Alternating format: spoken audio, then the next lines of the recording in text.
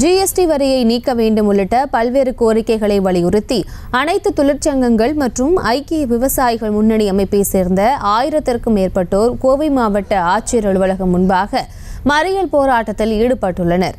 இதுகுறித்த மேலும் விவரங்களை எமது செய்தியாளர் அருண் வழங்கிட கேட்கலாம். அருண், வணக்கம். மேலும் விவரங்கள்.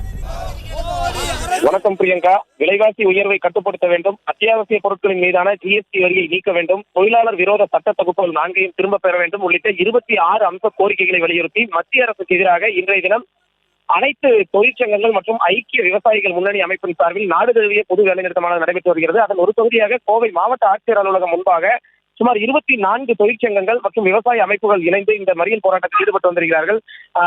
சுமார் 1000க்கும் மேற்பட்டோர் இந்த மறியல் போராட்டத்தில் ஈடுபட்டு வரக்கூடிய நிலையில LPF, HMS, AITUC, INTUC என ஒவ்வொரு தொழிற்சங்கங்களாக தனித்தனியாக அமைப்புகளை சேர்ந்தவர்கள் இந்த மறியல் போராட்டத்தில் ஈடுபட்டு வருகிறார்கள். குறிப்பாக இந்த கோவை மாவட்ட ஆட்சியர் அலுவலகம் என்பது ரயில் நிலையத்திலிருந்து காந்திபுரம் பகுதியை இணைக்கக்கூடிய முக்கிய சாலை என்பதால் அதிகப்படியான வாகனங்கள் போக்குவரத்து அதிகமாக இருக்கும்.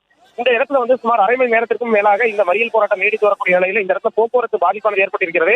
தொடர்ந்து இந்த மறியல் போராட்டத்தில் ஈடுபட்டவர்களை கைது செய்யக்கூடிய பணிகளில் காவல்துறை தற்போது தீவிரமாக ஈடுபட்டு வந்து கொண்டிருக்கிறார்கள். பிரியங்கா, விவரங்களுக்கு நன்றி அருண். செய்திகளை உடனுக்குடனும் துல்லியமாகவும் தெரிந்து கொள்ள சப்ஸ்கிரைப் பண்ணுங்க.